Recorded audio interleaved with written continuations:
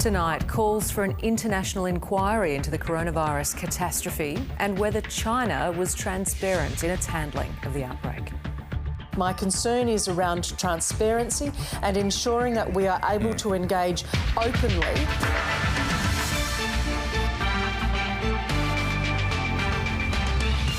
Also tonight, Victoria's COVID-19 death toll rises again. What public transport might look like when restrictions are slowly eased on the other side of the crisis. And the stars come out at home in support of frontline workers. Hello and welcome to ABC News Sunday. I'm Tamara Oudyn. The Foreign Minister believes Australia's relationship with China will change as a result of the coronavirus pandemic and has called for an independent international inquiry into the COVID-19 emergency. There are also concerns Beijing will use the health and economic crisis as cover to increase its influence in the Asia-Pacific region. Here's political editor Andrew Probyn. Cyclone Harold struck in the midst of a global pandemic, devastating Vanuatu's northern islands. But when the Australian Air Force attempted to deliver vital aid, it couldn't. A Chinese jet on the runway preventing the C-17 Globemaster from landing. I don't know whether it was deliberate or not. The delivery was made the next day. The delay down to mishap or mischief. We have raised our concerns with officials both in Vanuatu and in appropriate places with the Chinese government. We can see China engaged in COVID diplomacy to turn an international public health disaster of their making into a strategic opportunity. Analysis that echoes government concern that China will use the chaos and dysfunction caused by the coronavirus outbreak to strengthen its influence in the region. Influence the West believes Beijing has already wielded over the World Health Organization. We share some of the concerns that the United States have identified. The Foreign Minister demanding an independent international inquiry into the COVID-19 catastrophe. My concern about these issues is at a very high point. How such a deadly and contagious virus, thought to have started in Wuhan's wet markets, could have been downplayed by Beijing, and why the WHO was slow to declare an emergency. China wants the world to be able to trust it, and so what I'd say is we need transparency and openness. The pandemic has rightly dominated the Australian political landscape of late, but an old ghost's muscled his way into the spotlight. Malcolm Turnbull's memoir goes on sale tomorrow, a book in which he calls out philandering former colleagues and accuses Scott Morrison of having played a double game during the 2018 leadership crisis. But many Liberals won't need to buy a copy, one of Scott Morrison's advisers having saved them the trouble. A close confidant of the PM accused of being behind some viral piracy, sending MPs and ministers an unauthorised digital version. This is my leader. Malcolm Turnbull's publisher issuing a cease and desist for what it's called a massive breach of intellectual copyright. You won't tell us who it's come from? Received and deleted, David. I'll take that as a no answer. Silence saying it all. Andrew Probyn, ABC News, Canberra. The COVID-19 death toll in Victoria is now at 15 after a man in his 80s passed away from the virus overnight. 9 new cases were confirmed today, and the Premier believes elimination of the virus could be within reach. But that hasn't stopped the opposition pushing back on some lockdown measures and criticising the state's top doctor. Elias Kluwer reports. Another quiet night in Melbourne under the state's Stage 3 restrictions. There's not a city in the world where this has got away from them that wouldn't swap their position with ours right now. But it's a fight over fairways that's creating noise on Spring Street. The state's opposition has teed off at the government and the Chief Health Officer over the decision to ban golf. There is an inconsistency of message, whether it's boating, fishing or golf, with Victoria as opposed to other states. The whole notion that we can just continue as normal is simply wrong, and it undermines the integrity of the overall set of rules, which are having such amazing success. Senior Liberal MP Tim Smith also used social media to question whether Professor Brett Sutton, who holds a non-partisan position, was doing the bidding of the Labor government. Well, they're not relevant to the work that I'm doing, nor are they relevant to keeping Victorians safe. The Stoush seems to have blown apart any prospect of a bipartisan approach to tackling the crisis in Victoria. But the Federal Health Minister is backing in the Premiers to make the right call. I won't comment on individual measures by individual states. All of them are doing a great job. The Premier thinks those individual measures adopted in Victoria could lead to an elimination of the virus. When you are as successful in suppression as we are, then the notion of being able to eliminate coronavirus becomes within reach. But if it goes the other way, Ambulance Victoria is recruiting surf lifesavers and St John's ambulance volunteers to help paramedics if the virus takes hold on a wide scale. And if Victorians continue to stay at home, continue to follow the social distancing rules, then this will probably be a plan that we never need to enact in its fullest. A health service bracing for the worst but hoping for the best. Elias Kluwer, ABC News, Melbourne. It's only been a few weeks since the roads, trains and trams of Australia's major cities were jammed with commuters, but like every part of pre-coronavirus life, it seems like a distant memory. So much of our conversation now is about when things might begin returning to normal.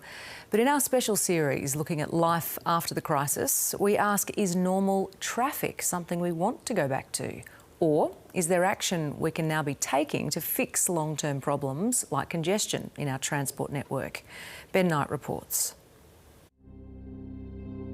Nothing brings home the scale of this crisis like seeing the empty freeways and train stations. Millions of Australians are staying at home, waiting for business as usual to return. But going back to transport gridlock is not only unappealing, some say it's unnecessary. We'll end up going back to the same congestion as we had before unless we change our behaviour. The City of Melbourne's planning to bring forward major transport projects while the streets are quiet, including building 50 kilometres of connected, protected bike paths. The saying goes, don't waste a crisis. We want to welcome people back into our city. We want it to be vibrant and we want to see those numbers again.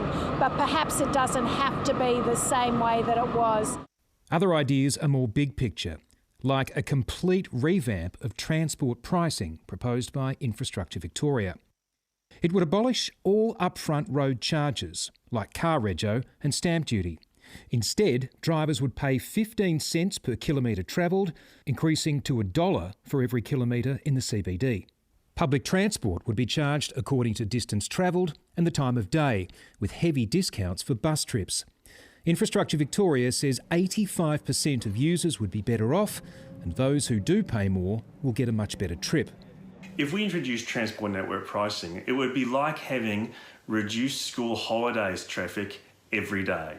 Up to 25% reduction in congestion on the roads in the Melbourne CBD and 8% reduction in congestion across the whole network. State governments have traditionally been reluctant to try to change commuter behaviour with economic levers like congestion charges. But in just a few short weeks, the coronavirus has overturned years of traditional thinking about how we work. We'll actually see maybe some of that resistance to working from home that we saw before will go away. Especially if there are other reasons to avoid public transport. It's pretty easy to get on a train at the moment. But once people start returning to work and restrictions are gradually lifted, public transport is going to look and operate very differently from the way it did before. So that there's adequate distance between people, that the carriages are not crowded and that people wear protective masks, that they have hand wash stations. It's already happening in New York and Singapore, and it's confronting to see. A lot more people are going to prefer to drive, there's just no doubt about it. So it's a great opportunity for governments to think about congestion charging so that those people who do need to drive can do so, can get around quickly and efficiently.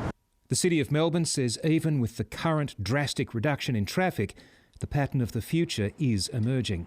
The way in which we work, our working hours, delivery patterns, those sorts of things can make an enormous difference, and we're seeing that on our streets today. And for a long time to come. Ben Knight, ABC News. As Ben mentioned in his story, public transport will likely look and operate differently to how it did before our movements were restricted. To get an idea of what planning is being done for our eventual and gradual return to normal life, I spoke earlier with the Transport Minister, Jacinta Allen, and asked her what options the government is considering for when restrictions start to be lifted. Some of the options look at areas like how we may need to increase the cleaning regime if there are more people travelling on the network than there are currently, and we have seen a considerable drop in passenger numbers, how we can increase the cleaning around that, looking at timetabling options. There's a lot of different scenarios. They'll only be operational once we get the advice from the Chief Health Officer into the future. If you look around the world for best practice in places like China, New York, Singapore, there are restrictions on public transport. The number of people who are allowed to use public transport, limits on the number of people in carriages, the compulsory use of face masks, for example, hand sanitising, hand washing stations, having people's temperatures taken before they're allowed to board. Are any of those measures on the table here? Look, all of those measures that you've talked about can be and be considered as part of a point in time when we may go back to increased passenger numbers. I said before, right now there's been quite a drop. We've got around 200,000 people every single day using the network. That's about a 90% drop in your daily amount of people using public transport. Sure, so but when you're trying to get everybody back to work and back to school, what will you be doing to make them feel safer using the public transport system? What specific measures will you be taking? Well, some of those measures are in place now because it is safe now to continue to use public transport. Those measures like the sanitisation points, the hand sanitisation points across the network, the deep cleans that are being undertaken of our rolling stock overnight. Also, too, it's really important for people to consider their own well-being, their own health. We would still consider and encourage people into the future. If you're not well, you shouldn't be going out because we've got to think about both the well-being of our passengers, but also the thousands and thousands of staff who run our public transport network every single day. It's appropriate that we have workplace measures in place for them, and that in the future may look at things like look at the wearing of masks, additional sanitising points. But again, I'd emphasise that would only be undertaken on the advice of the Chief Health Officer. Will there be limits on the number of people allowed to use public transport?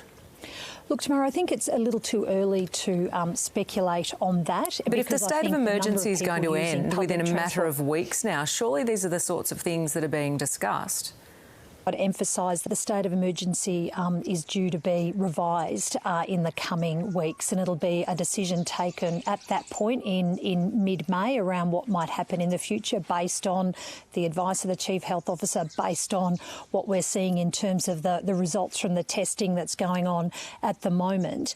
The scenarios that we've gone through already today around looking at increasing the cleaning regime, looking at giving advice to passengers too, which is going to be very important should we move to a phase where there's increased passenger numbers, about encouraging passengers to think about how they space out on our public transport network, like getting on a train and sitting in certain seats and sitting distances away from people. That will all be part of a future information that's being provided to passengers. Jacinta Allen, thank you very much for your time. Thanks, Tamara. Police are seeking public help to solve the mystery of a missing Mornington Peninsula man who they fear was murdered last year. 28-year-old Jacob Horton hasn't been seen for almost 10 months. Police say he was involved in the local drug scene and appears to have been the victim of foul play. The difficulties is, not having him around, obviously, but someone's decided to do this to him. Someone decided to kill him. Mr Horton was last seen leaving a house on Drum Close in Frankston. The state government has ordered a review of the state's dangerous goods laws in an effort to prevent chemical stockpiling. The review was triggered by a toxic chemical fire in West Footscray in 2018 and another in Campbellfield last April. Andrew Palmer QC has been appointed to lead the inquiry, which is scheduled to report back to government next year. And how things might change. But we can't have a situation where someone can make a profit by storing a whole lot of chemicals in a warehouse and then just effectively leaving them there. Government investigators uncovered 13 illegal chemical stockpiles in Melbourne's north last year. In the US, hundreds of Donald Trump supporters have defied social distancing orders and taken to the streets to stage more back-to-work protests. The president says some state governors are taking stay-at-home directives too far. More than 20 million Americans have filed for unemployment benefits over the past month. North America correspondent David Lipson reports. In the land of the free, the brave have left their homes to protest. Our freedoms are more important than your little worries. Defying stay-at-home orders in Ohio, Maryland and Kentucky. It's all about freedom. Yeah. Our choices. In Austin, Texas, they called for the nation's top infectious disease expert to be sacked. Fire Fauci! Fire Fauci! Egged on by shock jock conspiracy theorists. This is a Chi-Com globalist bioweapon meant to shut down our economy. And without any resistance from the president. There are a lot of protests out there, and I just think that some of the governors have gotten carried away. As infections rise in Florida, some beaches are now open and packed. In Texas, elective surgery can resume and shops can offer roadside pickup. We're now beginning to see glimmers that the worst of COVID-19 may soon be behind us. Nationwide, 38,000 are dead, by far the highest number in the world. With a highly selective list as evidence, the president tried to paint a different picture. The United States has produced dramatically better health outcomes than any other country, with a possible exception of Germany, and I think we're as good or better. America's neighbours are uneasy. The border to Canada will remain closed for another 30 days at least. Guatemala's health minister says the United States has become the Wuhan of the Americas. In one plane load of Guatemalan migrants deported from the US, 3 out of 4 people were found to be COVID-19 positive. Refugee advocates want a freeze on all deportations. Putting them in a situation where they're being put at risk without any sort of support when they arrive in Guatemala is incredibly challenging. The United States is marching on. But as these socially distanced Air Force Academy graduates can attest, it's a very different beat. Class of 2020, dismissed! David Lipson reporting there. One of the concerns around the US lifting its lockdowns is that authorities there don't yet have the virus under control because they're not doing enough testing. This chart shows the number of tests being carried out each day in the state of New Jersey. Almost half of them are returning positive results. And with that many confirmed cases, it means there are other cases in the community that aren't being found. In fact, this is the estimate of actual cases. The World Health Organization says that to ensure most people with the disease are being identified and isolated, the rate of positive cases needs to be less than 10%. The US figure right now is 20%, so it needs to double the testing rate to meet the recommended mark. Other countries are achieving that, including Germany at 7%, South Korea at just 2%, and the really good news, Australia with one of the best results in the world. Just 1.6% of tests here are returning a positive result. In Japan, initial success in the fight against coronavirus is deteriorating and could shift into a situation that's dangerously out of control. Doctors are now warning that the country's medical system could collapse as the number of cases surges. The Japanese government has called widespread testing a waste of resources and resisted calls for a full lockdown. Instead, the Japanese version is being dubbed Lockdown Light. Here's North Asia correspondent Jake Sturmer with this week's special report. In Tokyo, the cherry blossoms have been falling and the number of coronavirus infections has been soaring. 2 weeks ago, Japan's Prime Minister declared a state of emergency in the capital. Now that's been expanded nationwide.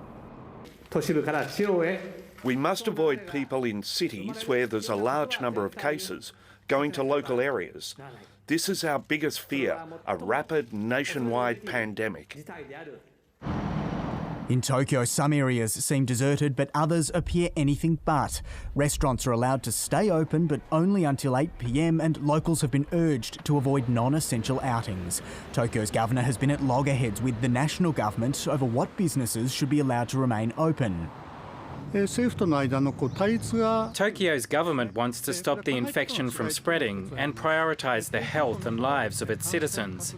The national government thinks that's important too, but it's looking at the impact on the economy and society.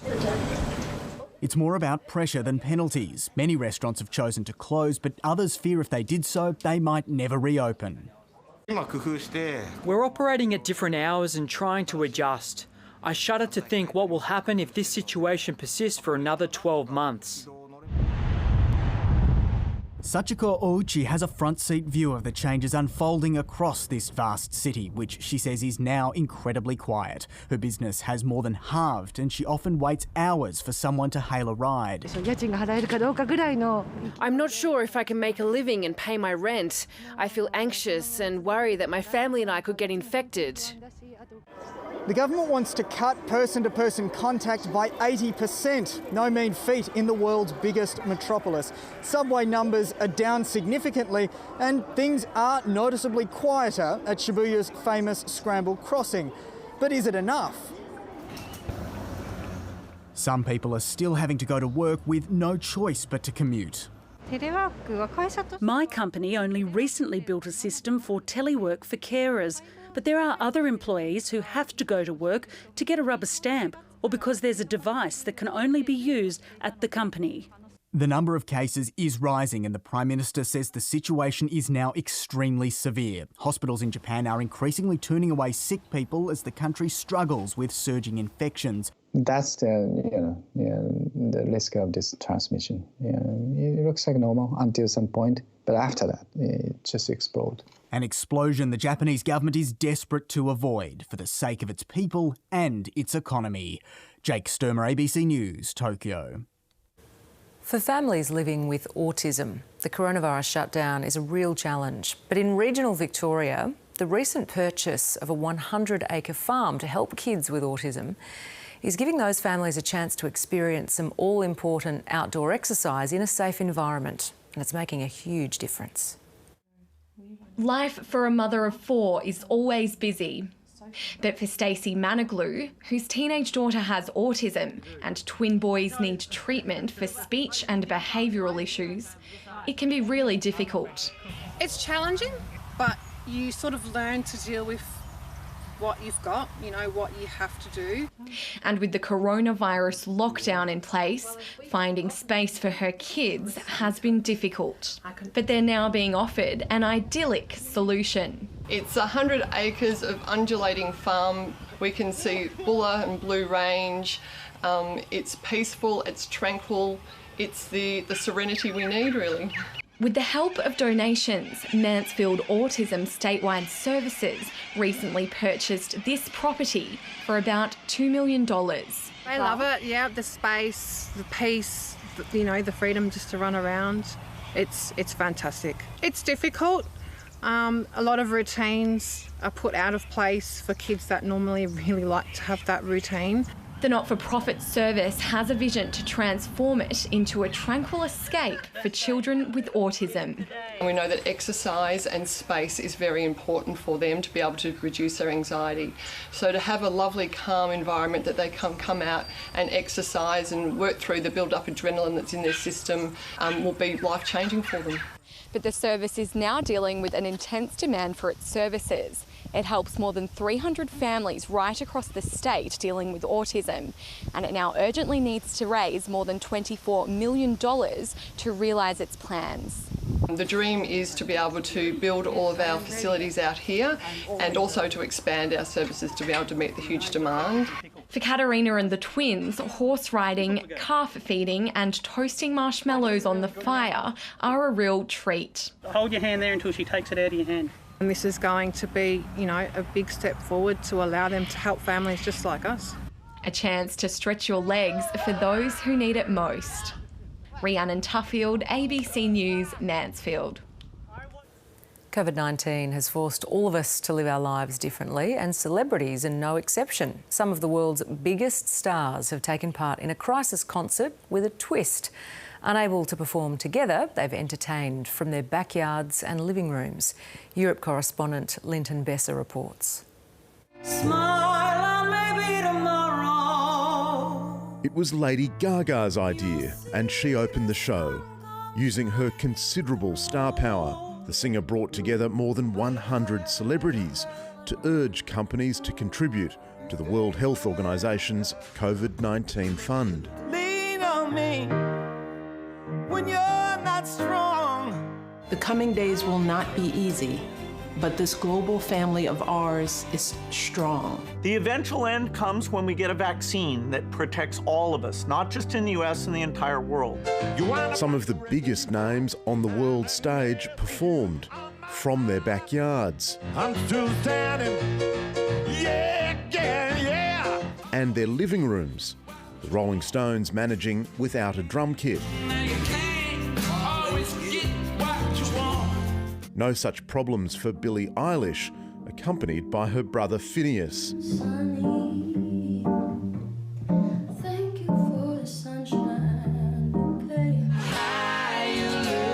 Australia's Keith Urban proved he didn't need a band at all. To all of the healthcare workers, everybody on the front lines and behind the scenes, on behalf of Nick and our girls, myself, all of us here, we say thank you. Thank you. And Delta Goodrem added her voice to the calls to isolate. Star after star paid tribute to emergency workers. We love you. Thank you. Well, Lady Madonna. Not to be outdone, doctors and nurses put on a performance of their own. Say, we can dance, everything's out of control. And after 8 hours, the powerhouse of stars had worked its magic with $200 million of corporate donations to fight the pandemic. Linton Besser, ABC News. To the weather now, and it was cool last night with some light rainfall over some areas. Minimum temperatures were 3 to 4 degrees below average. The lowest of -1 was recorded at Mount Hotham. Today it was mostly dry with sunshine across the north and west and some cloud cover elsewhere. Maximum temperatures were below average. The state's high of 21 was recorded at Mildura, Swan Hill, Hopeton and Walpia. It was a gorgeous day here in Melbourne. The temperature reached 19.4 around 2:30 this afternoon. Outside now it's 16. Interstate today, it was mostly sunny in Sydney. Perth had some clearing showers. Cloudy in Hobart. Adelaide had a late shower. Sunny in Brisbane, and there were storms in Darwin. The satellite image is showing cumulus cloud over the southeast of the country and northern New South Wales into southern Queensland. There's high-level cloud across southwestern WA and the south of South Australia. A cold front will cross Victoria tomorrow, and a weak high developing in the Bight will extend a ridge over the state tomorrow night before another front enters the southeast. There'll be a few showers over the east coast of Queensland tomorrow, a late shower for the top end and the far southwest of WA, some showers over South Australia, Tasmania and New South Wales. For the capital cities, some early showers for Adelaide, rain for Hobart. It'll be cloudy in Perth, sunny in Brisbane, partly cloudy in Sydney and mostly sunny in Darwin. Back home, we're heading for a mild and cloudy day with a little bit of rain and then isolated showers clearing from the west. Fresh northerly winds will be strong about elevated areas ahead of a cooler westerly change. On the bays, 20 to 35 knot winds will ease to 15 to 20 knot westerlies by the middle of the day, and waves will get to 1.5 metres. There's a gale warning for Port Phillip and the western central coasts and a strong wind warning for Western Port and the central and east Gippsland coasts. Monday in Melbourne will be overcast with rain in the morning, which should clear by the late afternoon or evening. We're heading for a top of 19 and down to 12 tonight. And looking ahead, Tuesday partly cloudy 20, Wednesday partly cloudy with showers 18, Thursday sunny in the morning and then a possible shower 22. And that's it for this evening's bulletin. Stay with us now for a deeper look at coronavirus with Jeremy Fernandez. Good night.